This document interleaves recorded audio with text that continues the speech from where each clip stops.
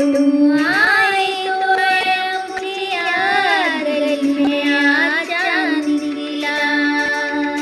जाने कितने दिनों के बाद गली में आजान निकला, गली में आजान निकला। तुम आए तो मुझे याद दिल में आजान निकला।